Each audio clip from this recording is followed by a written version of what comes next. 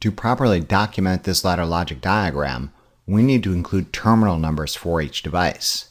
However, since relays and contactors have coils and associated contacts that can appear in different areas of the ladder logic diagram, we need to identify which contact and which coil belongs to which device by naming each device and associated contact. Alternate methods exist, limited only by your creativity, but my chosen method is this.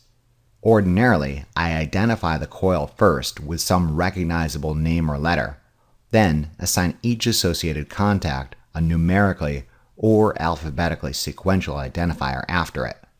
Note the coil of this control relay is named CR1. It has two associated contacts put to use in this ladder logic diagram: the normally open contact CR1A in rung 2, and the normally open contact CR1B in rung 3. When the coil of CR1 is energized, both CR1A and CR1B would close. Beyond naming and numbering associated contacts, you'll often see me go to the trouble of using different colored pens. If you have this option available, use it. This isn't a common practice, but it is immeasurably helpful for interpretation. I can clearly see that when the coil of CR1 is energized or de-energized, it will affect the state of both CR1A and CR1B. Now that we've identified a device, we can number the terminals of control relay CR1 and its associated contacts. The coil terminals are A1 and A2. Let's assume this is an ice cube relay characterized by single pole, double throw, transfer contacts. Since CR1A is the first switch associated with control relay CR1, the first digit is 1 for both sides. The leftmost terminal is the common, so its terminal number is 11. The rightmost terminal is the normally open side, so its terminal number is 14. Since CR1B is the second switch associated with control relay CR1, the first digit is 2 for both sides. The leftmost terminal is the common, so its terminal number is 21. The rightmost terminal is the normally open side, so its terminal number is 24. Let's see if we can identify the remaining devices and associated contacts using similar techniques. Note the coil of this contactor is named P. It has one associated pilot contact put to use in the ladder logic diagram, the normally open P1 contact in rung 5. The primary L2T contacts do not appear in the ladder logic diagram, but rather the primary schematic. When the coil of the P contactor is energized, both the auxiliary contact P1 and the primary contacts would close. Now that we've properly identified a device, we can number the terminals of the P contactor and its associated contacts. The coil terminals are A1 and A2. Since P1 is the first auxiliary contact associated with a P contactor, the first digit is 1 for both sides. Since this is a normally open contact, the second digits are 3, 4. Therefore, the terminal numbers are 1, 3, 1, 4. The primary contacts are given their proper L2T numbering. Note the coil of this control relay is named PR, short for pressure relay, since it's part of the diagnostic and protection services monitoring pressure. It has two associated contacts put to use in this ladder logic diagram: the normally closed contact PR1 in rung 4 and the normally open contact PR2 in rung 7. When the coil of control relay PR1 is energized, PR1 would open and PR2 would close. Now that we've properly identified yet another device, we can number the terminals of control relay PR and its associated contacts. The coil terminals are A1 and A2. Let's again assume that this is an ice cube relay characterized by single pole, double throw transfer contacts. Since PR1 is the first switch associated with control relay PR, the first digit is 1 for both sides. The leftmost terminal is the common, so its terminal number is 11. The rightmost terminal is the normally closed side, so its terminal number is 12. Since PR2 is the second switch associated with control relay PR, the first digit is 2 for both sides. The leftmost terminal is the common, so its terminal number is 21. The rightmost terminal is the normally open side, so its terminal number is 24. The terminals of all the logically interconnected coils and associated contacts have been numbered. The solenoid and pilot lamps will use whatever terminal numbers specified by the manufacturer. Let's just say they're 1, 2. Be aware that DC pilot-operated devices may be polarity dependent. If so, a manufacturer will indicate what is the intended high and low side.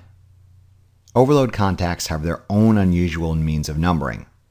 Ordinarily, normally closed overload contacts are identified by the terminal numbers 95, 96. And normally open overload contacts are identified by terminal numbers 97 and 98. Since the OLP contact is normally closed, this would be assigned terminal numbers 95, 96. Now, let's finish up by numbering the terminals of all the push buttons and automatic switches. All the normally closed buttons are assigned terminal numbers 1 to 2. All the normally open buttons are assigned terminals 3 to 4. The normally open pressure switch is assigned terminals 3 to 4. Finally, recall that switches being held in their activated state can be identified using one of two conventions, the gravity convention and the arrow convention. I prefer the arrow convention since it is immediately recognizable. The observant among you will have noticed that the mechanically interlocked float switch is not in its deactivated state, but rather being activated using the gravity convention. Ordinarily, gravity would be pulling the top switch open and the bottom switch closed. This may have escaped your notice, and for this reason, I highly recommend the arrow modifier. Note only one arrow is necessary since this is the same float switch with two electrically separate yet mechanically interlocked sides. The normally open side of the float switch, being held closed, is assigned terminal numbers 3 to 4. The normally closed side of the float switch, being held open, is assigned terminal numbers 1 to 2. All terminals have been properly numbered for this ladder logic diagram. Let's freshen up our ladder logic diagram and now discuss numerical cross-referencing. Notice how we've had to be very diligent about matching coils and associated contacts, even going to the trouble of color coding them. There's a lot of inefficient back and forth, and essentially useless for colorblind people and black and white ladder logic diagrams. Numerical cross-referencing solves this problem by identifying which rung number the associated contacts appear on the right-hand side of the coil rung. For example, the coil of control relay CR1 in rung 1 affects the state of CR1A in rung 2 and CR1B in rung 3. Numerical cross-referencing for coils and associated contacts appear in parentheses on the right-hand side. Note the numerically cross-referenced rung 1 has 2, 3 on the right, meaning that when rung 1 is energized, contacts in rung 2 and rung 3 close. Note that rungs 2 and 3 are not numerically cross-referenced.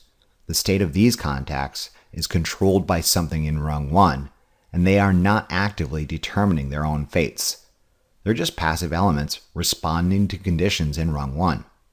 Similarly, the P contactor coil in rung 4 affects the state of the P1 auxiliary contact in rung 5.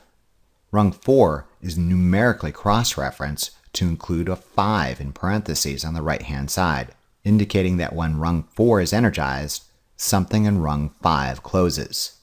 Finally, the coil of the pressure control relay, PR, in rung 6 affects the state of the normally closed contact PR1 in rung 4 and the normally open contact PR2 in rung 7.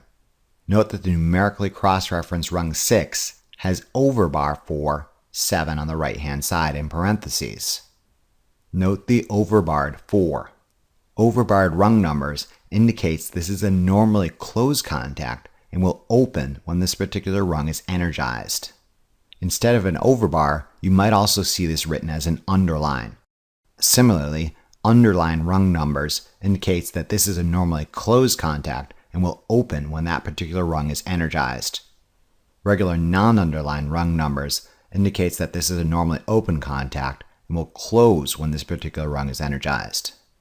This particular numerical cross-reference indicates that when rung 6 is energized, A contact in rung 4 opens, and a contact in rung 7 closes. Again, note that rungs 4 and 7 aren't numerically cross-referenced. The state of these contacts is controlled by something in rung 6, and they aren't actively determining their own fates. They're just passive elements responding to conditions in rung 6. Finally, mechanically interlocked switches are normally numerically cross-referenced, albeit in a slightly different manner. Note the ugly dashed mechanical interlock. Not only is this aesthetically unappealing, it's confusing, especially if this mechanically interlocked pair of switches was to be used over a long span of rungs. It is for this reason numerically cross-referenced mechanically interlocked switches ditch the dashed mechanical interlock and use something I like to call house notation. The top switch receives an upside-down house pointing down to the rung it is mechanically interlocked with, in this case, rung 8. The bottom switch receives a right-side-up house pointing up to the rung it is mechanically interlocked with, in this case, rung 4. If you got two or more numerically cross-referenced mechanically interlocked switches in the same rung, referencing other numerically cross-referenced mechanically interlocked switches also in the same rung, my advice is to color or fill in the roof of the house with something identifiable. White roof mechanically interlocked with white roof, black roof mechanically interlocked with black roof, and so on. Using numerical cross-referencing for mechanically interlocked switches, we can see that when the normally open float switch being held closed in rung 4 is opened, something in rung 8 would close. Similarly, we can see that when the normally closed float switch being held open in rung 8 is closed, something in rung 4 would open, all without the necessity of resorting to an ugly rung-spanning dashed mechanical interlock. That's it. We have properly documented this ladder logic diagram. We described the general purpose of the functional blocks on the right-hand side. We numbered the rungs on the left-hand side. We numbered the wires. We identified devices and their associated contacts, and then numbered their terminals. Finally, we numerically cross-referenced logical elements and mechanically interlocked devices. The end state of our diagram should look something like this, leaving no doubt as to where you are and what you're doing. I'll zoom in on each of the 3 functional blocks so you can check your work. Here's the hydraulic actuator block, consisting of rungs 1 through 3.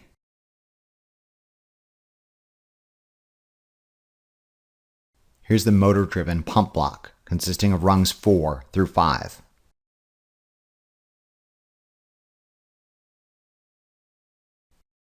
Finally, here's the diagnostic and protection block, consisting of rungs 6, 7, and 8.